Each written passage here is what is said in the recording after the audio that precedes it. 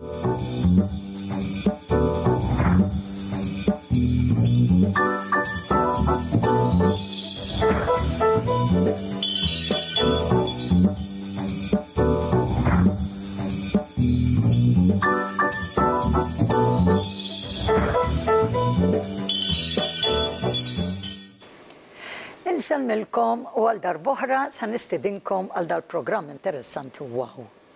Fejn jiena Ġeżet Ċappara flimkien mal-ħabiba tiegħi Beverley qed nistidnukom ħalli tkunu magħna biex inkomplu fuq is-suġġett interessanti tal-aħħar darba. Kif tafu l-aħħar darba tkellimna fuq x'jiġri fil-ġisem meta aħna ikonna ħsibijiet illi jew ikunu ħsibijiet tajbin, pożittivi, jew ikunu ħsibijiet ħżiena. U kif bioloġikament dawn il-ħsieb jaddi għal-moħħ u l-moħħ jaddi dawn il-kemikali illi b'informazzjoni li ċelloli illi mbagħad jaffettwaw l-organi tagħna. Ħalli ngħid ħallu il-Beverley mbagħad inkomplu. Hello Bev, how are you? It's always so nice to have you around. Good, because you know I start introducing things to people and it's good that I'm telling them about it, reminding them a little bit about what we discussed last time. And you know what happened, Bev? So, let me explain to them first and I'll get back to you. Mela, jiena kont waħda minn dawk li għamilt il-kors ta' Beverley ta' Detox li kien eċċezzjonali.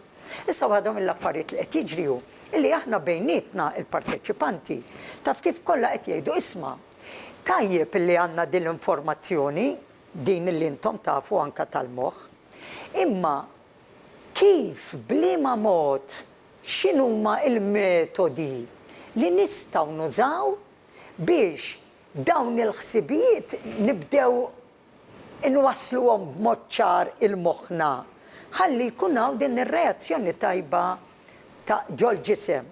U llum se nistaqsi lil Beverley biex hekk jista' jkun niddiskutu u nagħtu dan it-tip ta' tarif lilkom. So Bev, I'm saying that since we did the course with you, you know, me and other participants, we have actually been communicating, you know, and many of them ask, and they say, listen, yes, we are understanding now what's happening biologically, but how do we go about it? What kind of strategies can we use? And I think that today, if we give them these kinds of tips, you know, I think it will become more concrete and clearer to people to see how easy it is. You know, it's only a question of practice once you know. Absolutely, you know, and I think different practices suit different people, like everything. You know, if you needed to strengthen the muscles in your legs, for some people cycling would work. Other people would find running or walking or going to the gym. Everybody has their own preference. And so it's good to have many different strategies that you can try and see which one works for you. So the first one, which I think is incredibly powerful, is called gratitude journaling. And basically, every morning you take a pen and a piece of paper and you write down 3 things that you have or that are present right now in your life that you are grateful for. Okay? It could be one of your children, it could be the job, it could be your health, right? It doesn't matter. What's important is that you have it right now in your life and you are truly grateful for it. As you write the words, I am grateful for, you write it down, close your eyes and visualize, see it in your mind, what you have written. And allow those feelings to come up. Remember, thoughts create feelings, feelings create action.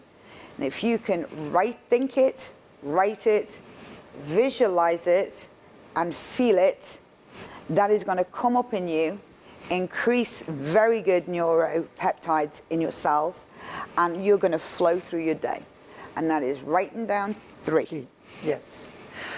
Tajjeb ħafna mela, ħalli nibdew bl-ewwel idea ta' kif u x'għandna nagħmlu.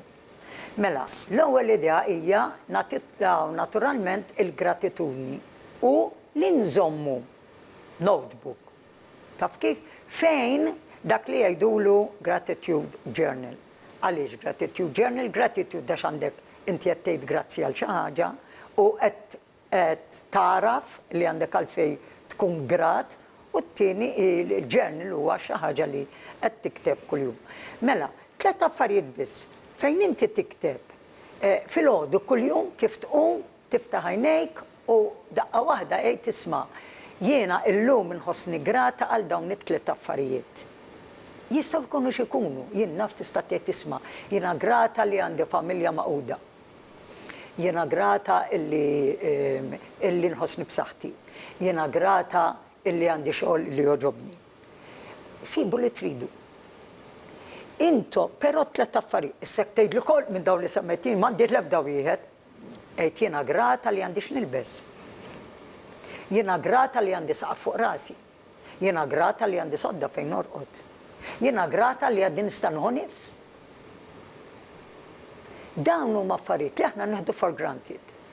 Imma importanti li nkunu narfuhom u jiktbuhom. Issa, meta tiktibhom, mhux ġast tiktibhom u tlaqt il-karta, daw jieħdu sekondi żgħar imma trid tagħmilhom. Iqaf u quddiem għajnejk, għala għajnejk għall-kwiet u quddiem għajnejk jekk qed ngħid jiena grata għall-familja li għandi. Arom u għara xi xint grata li tiftemu bejnietom li hemm laqda, li hemm imħabba kbira, minkejja dak kollu li tgħaddu dejjem wieħed jipprov. Ara, u tibda tħoss dik il-sens ta' soddisfazzjon. Jiena grata illi kelli biex nixtri karozza ġdida. Ara l-karozza, ara il-gost li għatik, il-soddisfazzjon, li għandi ħbib li huma ħbib tal-qalb. Arom, met inti qed tħoss dik l-emozzjoni sabiħa, ftakru f'dak li għedna fil-programm li għadda. Dik l-emozzjoni fil-moħħ qed tasal għal-ħsieb għal-brain li għandna, mela il-ħsieb qed jasal għal-moħħ, il-moħħ qed jitfa' dawn il-kemikali dik l-informazzjoni ta' grazzi, grazzi, grazzi, grazzi. U dawk huma sentimenti sbieħ, emozzjonijiet sbieħ, informazzjoni sabiħa għal-ġoċċello li għandna. U met inti qed tara di tarax biss lilek innifsek imma ara l-ambjent ta' madwarek. U sib affarijiet li huma tajbin u kun grata għalihom. Mela dik hija l-ewwel strateġija. Great. So I just explained about the strategy of what we can be grateful for and how important it is to write them down and what is happening to the body once that is done. Right. So you mentioned this idea of visualization, which I find very powerful. Can you elaborate a little bit on that? Okay, so, you know, I do a visualization in many different ways. Visualization when you're doing or talking about gratitude, it's very easy because you're already with that thing. So it may be your children, or it may be your job, or it may be your health. So closing your eyes and actually seeing your child or your grandchild or any of these things that you've written down, that's easy because you already know what that looks like. Visualization, for example, if your mind is in chaos, you've just had a shock. One of the things I always recommend to people is to breathe in calm thoughts, because it's difficult to visualize calm in the middle of chaos. Yes. When your mind is chaotic. So if we can think, closing our eyes, and we can think every breath we're inhaling is pure and white and calming. And every breath we're exhaling is grey and dark, but it's coming out. We're letting it go. And you see that visualization in with the pure healing white air, out with the grey, heavy, dense air. Right? And you see that as you're breathing in. Breathing is something we automatically do. Yes. Control the breathing, control calming the mind. Tajib. So, mela hawnhekk qed tgħidilna kif għax qed spjegana naqra iktar fuq il-forza tal-visualization u kif wieħed jista' jaħdimha. U qed tgħid eżempju. Jajja ngħidu li jien għaddej ħaċċokk jew għaddejja minn stress qawwi ta' xi ħaġa, ansjetà kbira jew depressjoni. Waħda mill-affarijiet li tgħin ħafna hija illi inti tieqaf għall-kwiet tal-għajnik u tieħu nnifs. Waqt li qed tieħu nnifs, immaġina li qed tieħu nnifs pur, arja pura nadifa, dawl qawwi sabiħ abjad li qed jittieħdu ġewwa. U meta qed toħroġ in-nifs, ibqa' man-nifs, tagħtix affarijiet oħra, ikkonċentra fuq in-nifs. U meta qed toħroġ man-nifs kulur iswed, griż, affarijiet koroħ li inti ma tridx. U terġa' tuħu dan in-nifs b'dan kulur sabiħ pur abjad u tieħu gost taf li qed tarmi il-barra dal-kulur, din l-emozzjoni negattiva li qed iddawrek. Meta inti qed tara din qed isseħħ għaliex minħabba fil-biological belief li aħna tkellimna fuq l-aħħar darba. U din tibda tagħmillek effett tajjeb fuq is-sistema. Hija huwa importanti li wieħed jarhom tgħid li ma jnek mhux qed nara l-abja, ma jimpurtax. Emmen li l-arja li dieħla hija pura, hija b'saħħitha, forza qawwija u bajda u intu toħroġ hija arja ħażina, arja griża, arja sewda. U ikkontrolla inti dan in-nifs. L-importanti li tibqa' ma dak li qed jiġri. Jidħol u joħroġ in-nifs. So yeah, that's a very good, breathing, kif nafu, li nieħdu n-nifs hija waħda mill-iktar affarijiet, aħna bla nifs imutu. Meta aħna narfu kif għandna neħdu n-nifs, hemmhekk għandna iżjed forza. Fil-fatt, ftit qabel ma' Beverley, konna għamilna u tkellimna fuq il-pranayama li huwa teknika partikolari tan-nifs. I'm recalling that you had introduced our audience also to the pranayamic breathing.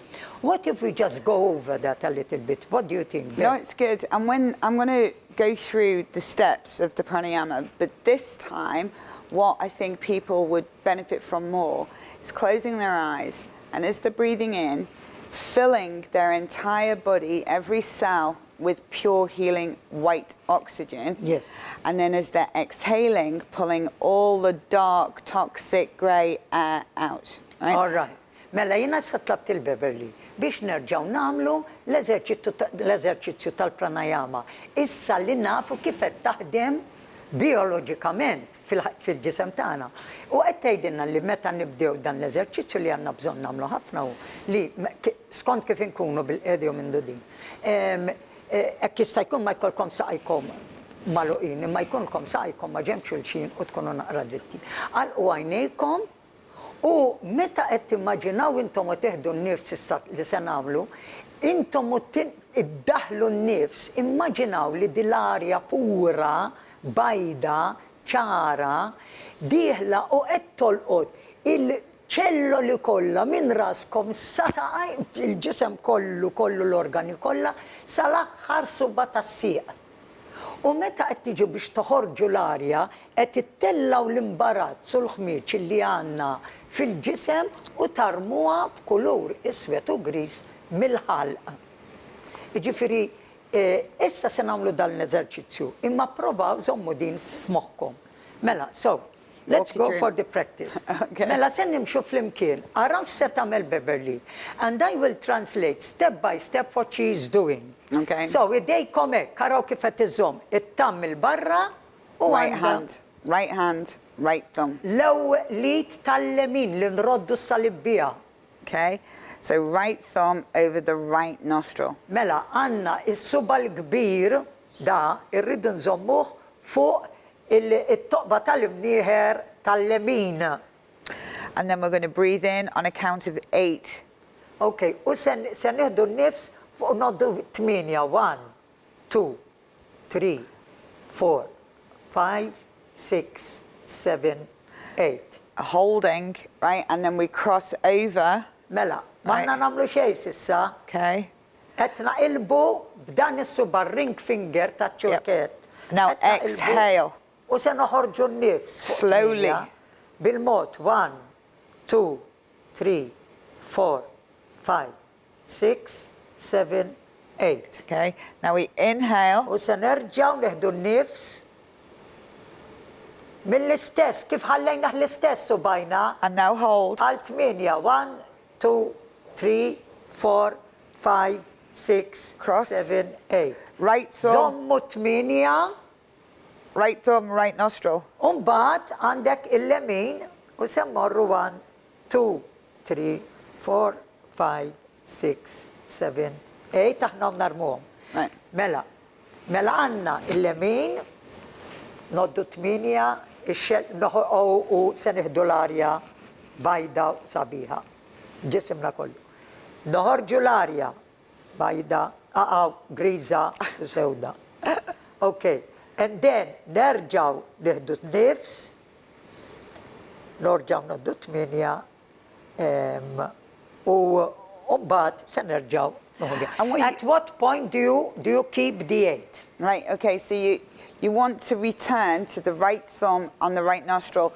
So if you can go through it that way. Hekk qed nieħdu 8 in, 8 hold, 8 Right. Mela, meta nerġaw niġu biex nieħdu n-nifs, ħadna rġajna n-nifs, zammejna 8, u nifqu bla ma li jieħdu jew noħorġu n-nifs. Mbagħad nerġgħu noħorġu. And you do it till you're back here, then that signifies the next round. And you would do 8 rounds. So literally in, hold, out. In, hold, out. Mela, nieħdu n-nifs, nifqu għal 8 u noħorġu n-nifs fuq 8. Mbagħad nerġgħu nieħdu n-nifs, nifqu 8, noħorġu n-nifs fuq 8. In, hold, out. In, hold, out.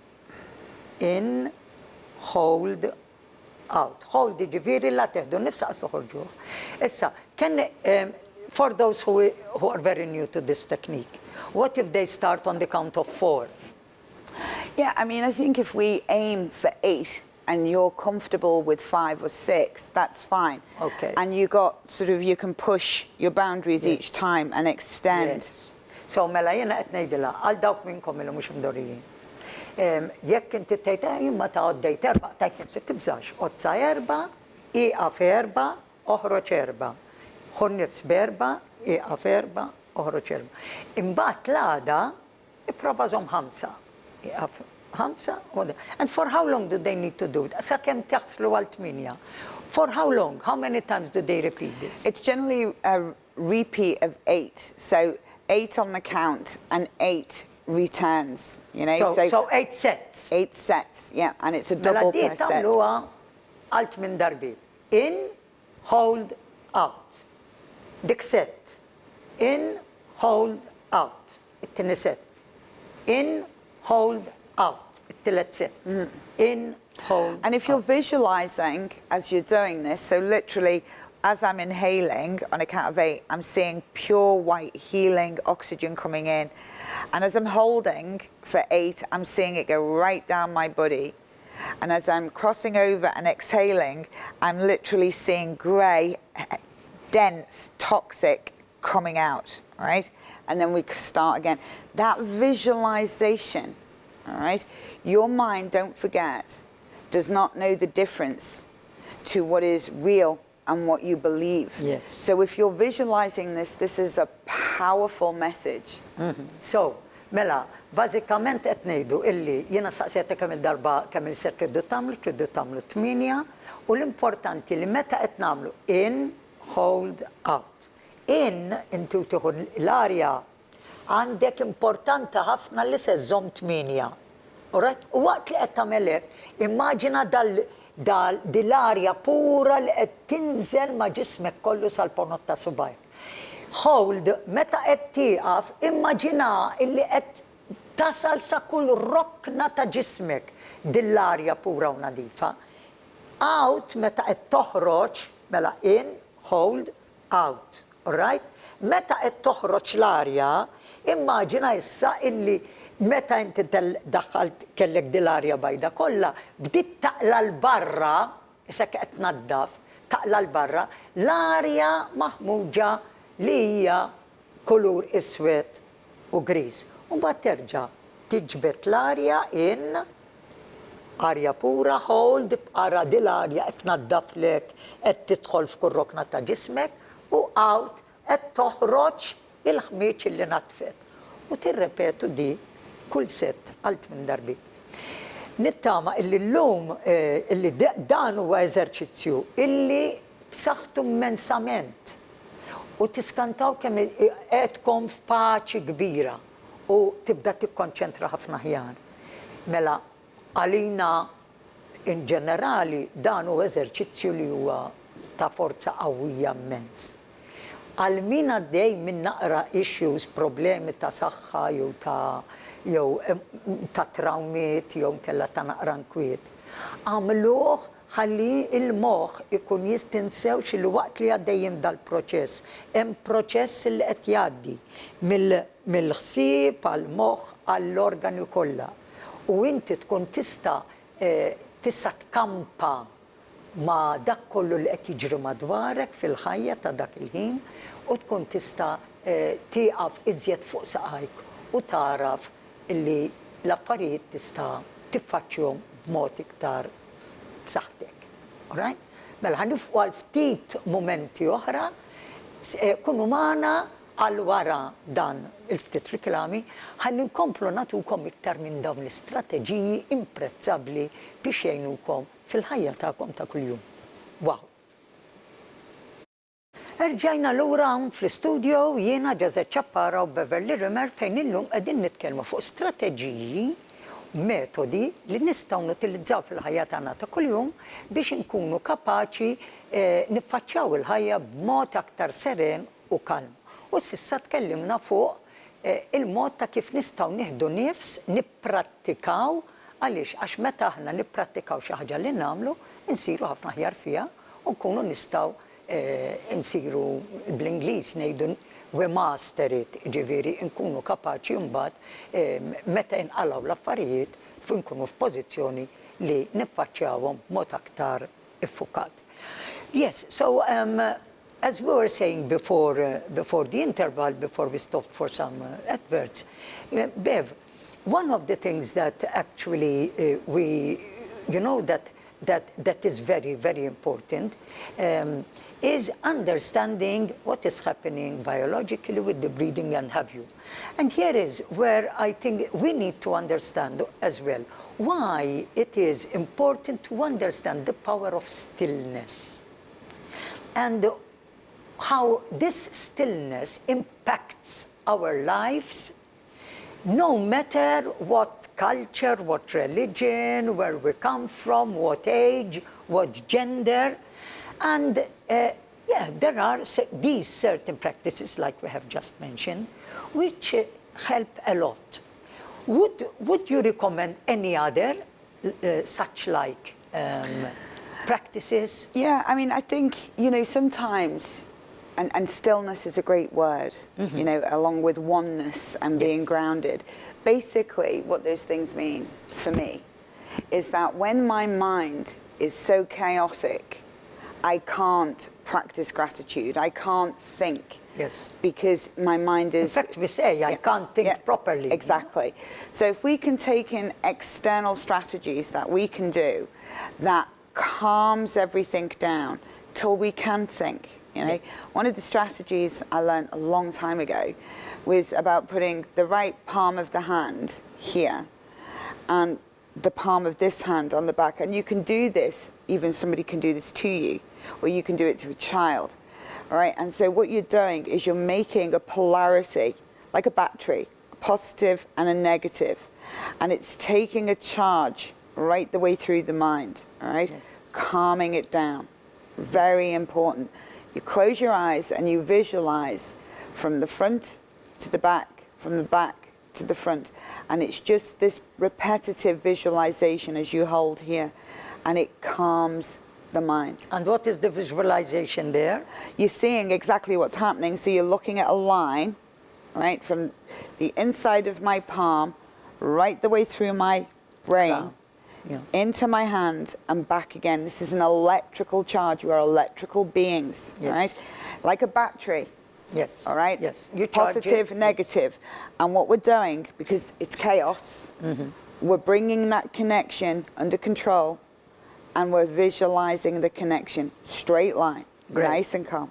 Good. So, mela qed tagħtina metodu ieħor li huwa b'saħħtu ħafna. Illi meta jiena qiegħda għaddejja minn mument li huwa ta' konfużjoni kbira li għandi bżonn nikkonċentra ma nistax, irrid nagħmel xogħol u l-inkwiet qiegħed ħarbatni għax ma nistax naħseb. Waħda mill-metodi sempliċissimi li nistgħu nagħmlu hija li bil-lit tal-lemin li rroddu salibbija il-lit tal-lemin impoġġuha fuq moħħna. Lit tax-xelluk impoġġuha fuq wara fejn għandna moħħna, fuq il-wara tal-moħħ. Mela fejn għandna l-forehead. All right? U hawn fejn għandna il-veru moħħ fir-ras. Issa, li rridu nifhmu illi meta qed nagħmlu hekk, aħna bnedmin li għandna ħafna elettriku fina, fil-fatt kultant neħdu xokkijiet, taf kif, jekk tmiss daċ toqgħod attent għaliex l-elettriku ikollu dik li jgħidu la polarità illi tkun iktar qawwija minn tiegħek. Allura ttik xokk. Imma aħna bil-forza, bl-enerġija li toħroġ minna nfusna, għalina nfusna, hemm ukoll min tagħmilha tfal pereżempju, inti tagħmel din u kemm tippressa tikka u tivviżwalizza tara qudiem għajnejk dal-elettriku għaddej minn din naħa għalaw għal fuq wara fejn għandek in-naħa l-oħra biex tifhmu li mi dal-point hekk tagħmlu hekk b'subajkom bis-suba taċ-ċurket tat-tiċ ngħidlu jiena bis-suba ta' qabel iż-żgħir. All right? Dik il-point li qed nitkellmu fuqha, meta inti qed tagħmel hekk u ibdara li għandek dal-lajn tal-elettriku li qed jibbilanċja dil-parti tal-brain minn dik il-konfużjoni li għaddejja. Meta aħna nkunu konfużi isna għandna traffic jam, kulħadd jidħol f'xulxin. Meta qed tagħmel hekk, dan qishom qed isibu il-post tagħhom. All right? U inti kemm tippressa ftit for a few minutes, it's not for a long time. It's important that we do it this way. I don't know if you can see. This way. A lot of people, when they're stressed, do this. This is not good. You're creating an electrical pulse through your temples, through the eyes, which are already with inflammation. So the brain is an organ. When you're upset, you create acid. Acid creates inflammation. So your brain is already pushing against your skull. So what we want to do is to make a connection from the front away from the eyes to the back of the head in a straight line to calm that down. We don't want this. We don't want this. No. We just need this. Good. A couple of minutes and rotate them. Yes. And you rotate them. Yes. Okay. Mela, so għamlek għattajdinna kif irridu namlu, xirridu namlu eżatt, mela. Aħna ħafna ġam nejdu, mima! Jow, ma niflaħx iżiet. Dik il-lar ħaġa li nistgħu nagħmlu għaliex. Għax il-moħħ ikun diġà konfuż. U li nkunu qegħdin nagħmlu illi dal-elettriku ikun għaddej minn hawn. Jaffettwa l-għajnej diġà huma stressjati, dil-parti tal-moħħ hija diġà stressjata. U nżidu magħha, mentri jekk aħna nagħmlu dal-eżerċizzju għamluh sew. Il-lemin fuq hawn, ix-xelluk fuq hawn. Inżommuh għal ftit ħin. Naraw dan l-elettriku għaddej. U kultant indawru araw dak l-elettriku għaddej qed iżomm bilanċ. U nżommu hekk. U nerġgħu kultant ħin indawru. Tibdew tħossu illi qegħdin tikkalmaw. Malli mbagħad tagħmlu forsi minuta ġiex minuti hekk għaddejjin bil-kalma kollha. Anke jekk inti jekk qed tara persuna li hija ħafna tfal li jkunu ħafna eċitati. Tgħidlhom all right. Anke jien nemmen ħafna li torok ħafna jdejk ħadet tiċċarġja dil-batterija. U mbagħad inti tpoġġiha f'din il-pożizzjoni li qed issemmi Beverley. I am mentioning that I always love to rub the hands because you energize all well, the you're an organs and entire organs. circuit. So another point is to make sure that you're grounded, positive, negative. You want both feet on the ground. I mentioned this is not the right way to sit. Because this if you're upset, or I was upset, and I'm speaking to you like this, I'm not grounded. The tension is if I've got my hands together, I'm not grounded. Yes. All right. So I need to be square on. All right. And a circuit of energy goes through. will go around, particularly if we need to calm. And then we can calm it right down through the shoulders because a lot of tension is in the neck. So you hold it on here, visualize the connection, all right? On the hips, visualize the connection. On the knees, visualize the connection. And then on the ankles, visualize the connection. So we are a complete energy being and an energy circuit. When we start crossing over energy wires, you know, we're going to get energy lines going everywhere, adding to the chaos. So if we need to calm down and get order, we need to position ourselves for order. Yes. Mela, għettajdinna naqri iktar dettalji fuq il-mod ukoll ta' kif għandna fil-verità npoġġu bil-qiegħda. Għaw ħafna ġenituri u għalli ma jew tfal illi ħdimt magħhom jafu li ninsistu ħafna fuq li joqogħdu fuq l-ewwel 1/3 of the chair, fuq l-ewwel parti tas-siġġu biex anke il-parti ta' taħt il-kuxtejn tkun libera. Għaw dejjem ikun dritt, mhux hekk jew il-barra dejjem ikun dritt u jkollna darna dritt. U jekk jiena qed nagħmel din, qed nivviġwalizza kif edna dan l-elettriku għaddej, mbagħad wara ċertu żmien indawwar. Imbagħad nafu wkoll ikollna ħafna tensjoni fil-ispallej. L-istess ħaġa nagħmlu hekk fuq l-ispallej, mhux hekk, all right? Għaliex għax hekk qed nerġgħu nagħlqu. Imma hekk qed inżommuha anke lon dik it-tensjoni u għaw għandna l-istess nivviġwalizzaw dal-kurrenti għaddejjin fuq spallejna. L-istess jekk ninżlu iżjed l-isfel għandna idejna fuq il-hips u l-istess ivviġwalizzaw dal-kurrent għaddej hawnhekk għandna ħafna organi u allura jagħmel ħafna ġid. Għandna l-irkubtejn illi nistgħu aħna ngħinu ħafna billi nżommu idejna fuq irkubtejna u mbagħad għandna wkoll l-ankles, l-arqub fejn jiena jekk qed inżomm idejja fuq l-arqub l-istess nivviġwalizza dik l-elettriku li għaddej hemmhekk u tibda tara kif inti meta qed tagħmel dawn l-eżerċizzji tibda tħoss ċertu kalma għaliex waqt li qed tagħmilhom inti qed tieħu nnifs u qed tara wkoll dawn moħħok mhuwiex imxerred imma għalhekk ngħidu biex tanqajnik ta' mhux għax qed se tagħmel xi ħaġa biex ma jkollokx distrazzjonijiet. Mela meta qed tagħlaq għajnejk inti kull min qed tara dan l-elettriku għaddej fejn għandek bżonnu. Tifhem? U hemmhekk dak l-elettriku jerġa' jiċċarġjalek biex itaffi bit-tensjoni mill-ansjetà mill-luġieħ illi jkollok.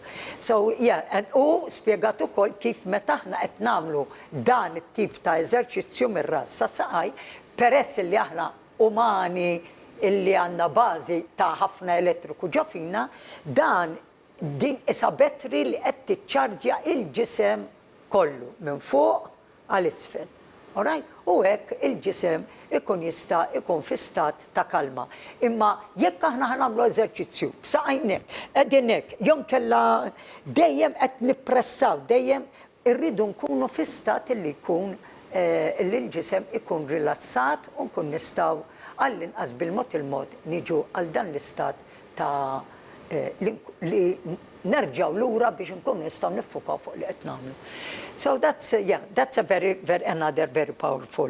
another very powerful exercise. In fact, we're doing this project with kids in schools, and the first thing that we teach them, you know, in this project is teaching them how to sit down. You know that they need to sit on the first 1/3 of the chair, feet slightly apart, keeping straight, you know, shoulders slightly back, and just relaxing, you know. And we take this as a measure to know, so they don't stay like this as a measure, and they do it. And it's incredible the amount of progress that children do in school, health-wise, amongst themselves, behavior-wise, just sitting like that for 3 minutes. The thing is, you've also got a height change, all right? So I used to do this when we worked with school with autism.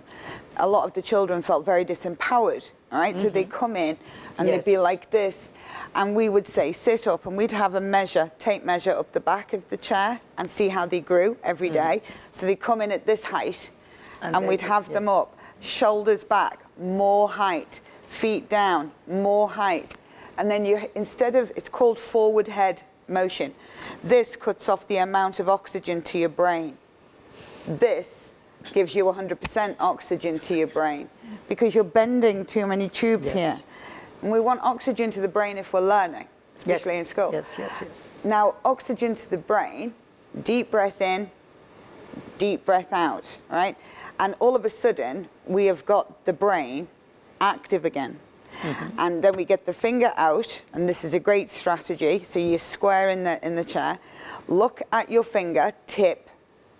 And now what we're going to do is draw a figure 8. And don't take your eyes off your fingertip.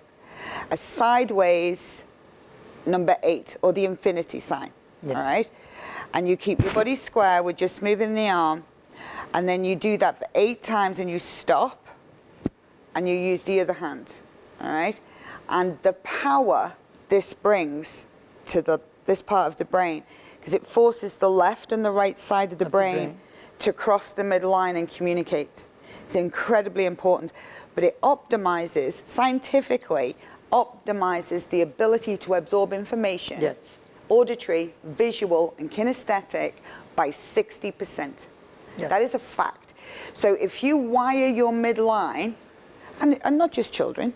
All of us, all of us need it. Yes. I mean, I do it, I practice it because I find, first off, it's very good for the eyes, very good for concentration. And especially, you know, when you want to take in information where you need to concentrate a lot. Absolutely. Then it comes quite easy, you know? And even putting a finger puppet, I've done it with children too. Yes. Put a finger puppet on there, or paint the finger, you know, and get them to look at it. With a smiley or something like that. You know, yeah. These are great strategies because we are electrical beings, and when children particularly know they're electric, what's electric? Power. Yes. Right? Yeah. So they've got these superhuman natural powers they don't know about. Yes. So when you start to straighten them up, get them to feel their electrical current, it's empowering. It's very, very empowering. And they love it. And it's amazing, Bev, how they understand it much more. Because they feel it. Yeah, much more than adults. We adults tend to, you know, to be skeptical, yes, but we've got belief systems, haven't we, that shut us down. But children are incredible. Mela, ħalli nispjegaw naqra waħda x'qed tgħidilna hawnhekk Beverly. Mela, meta aħna qegħdin f'din il-pożizzjoni li qegħdin dritti, darna dritt, għeddum naqra l-isfel għaliex, għax meta qed nagħmel hekk, hawnhekk qed nafeċ, qed nissappressja ħafna nervituri li għandi hawn, u hekk għandi l-ossiġnu, l-arja, illi qed titla' tajjeb ħafna għall-moħħ. U aħna hekk irridu illi jkollna ċirkolazzjoni tajba u pura. Mela inti żiedet eżerċizzju ieħor illi meta inti qiegħed f'din il-pożizzjoni darek dritt u qiegħed il-ġisem qiegħed rilassat, inti li tagħmel qed tgħid li dan huwa eżerċizzju li jagħmlu wkoll ma' tfal b'awtiżmu biex minn dil-pożizzjoni ħafna drabi kollhom naqra low self-esteem, it-tfal ikunu jistgħu jitilgħu u jkejlulhom ukoll kemm twalu bil-insteb biex verament ikunu jistgħu iħossu il-forza ta' dan l-eżerċizzju. Imma mbagħad iġelluhom ukoll joħorġu subajhom. U dit tistgħu tagħmluha intom għax tenkom ħafna biex tiffukaw aħjar, tikkonċentraw aħjar, tiftakru iżjed, tirraġunaw b'mod ħafna iżjed faċli. Poġġu subaj idejkom mhux hekk dritta, all right? Is-suba tagħkom u imxu bajnejkom u ffurmaw ċaqilqux raskom u ffurmaw in-numru 8. U erġa' waqduh isfel u erġa' forma. Mbagħad wara li tagħmel dan l-eżerċizzju għal ftit ħin, fejn fil-verità inti għajnejk qegħdin jiċċaqalqu qed tarawni jien x'qed nagħmel. Mela, tirrepetu dan. Bad bl-oħra bl-oħra, għax aħna għandna żewġ dik li jgħidulhom two hemispheres, għandna right hemisphere, left hemisphere fil-moħħ. Ġifieri għandna l-parti tal-moħħ li hija kreattiva ħafna, għandna l-parti tal-moħħ li hija loġika, tirraġuna, li dawn min ikollu da iktar żviluppat ikunu iktar artistiċi, eċċetera. Kollu da iktar żviluppat ikunu nies li huma iktar xjenzati, iktar matematiċi, iktar nies li huma jirraġunaw l-affarijiet kif inhom. Mela, bad se taqbad l-oħra, u bl-oħra inti l-istess, inti se tibda tagħmel in-numru 8 u tħares għajnejk biss, ara rasi jiena, mhijiex rasi ma nċaqlaqx għajnejja, mela jiena qed indurek, qed nifforma n-number 8 u qed nerġa' niġi lura. U qed nifforma n-number 8 u qed nerġa' niġi lura. U tibda tara fil-bidu s-sipruħek sejra hekk. Le, żommi rasek, le u għajnejk ċaqla. U dan huwa eżerċizzju tajjeb immens. Għaliex għax li qed tagħmel intu qed tistimulah, dana qed jirrispondiha u allura inti ovvjament il-moħħ huwa kollu konnettjat u inti kollok strateġija inkredibbli ta' kif tista' tgħin lilek innifsek mhux biss biex tikkalma imma għal ħafna affarijiet oħra li għandna bżonn fil-ħajja tagħna ta' kuljum. Mela dawn huma eżerċizzi li mhux ngħidu li tfal biss nagħmluhom aħna wkoll għax għandna bżonnhom ħafna, għax aħna ngħixu ħajja stressanti ħafna drabi. Mela ma nippretendux affarijiet biss mit-tfal tagħna, imma l-affarijiet nibdewhom aħna u nagħlmuhom u naqsmuhom ma' wliedna ħalli nkunu nistgħu ngħinu lil xulxin. So I think today we've given some very, very good hints, some very good strategies which are very simple and easy to do, but very powerful once we are able to practice them. Inutli tgħid iva naf, jien ġilli ngħid innidlhom isma' prova dal iva naf li taf u ma tagħmilx u ma tipprattikax ifisser li ma tafx. Li taf xi ħaġa u ma tipprattikajiex ifisser li mhux veru ma tafx. Għaliex hemm jiġi l-erf tal-bniedem, hemm jiġi il-wisdom when you know something and you practice it. Yeah. But to say that you know and you don't take action, then you don't know. U jien illum nixtieq nħallikom dan il-ħsieb biex illum tallimna ħafna strateġiji.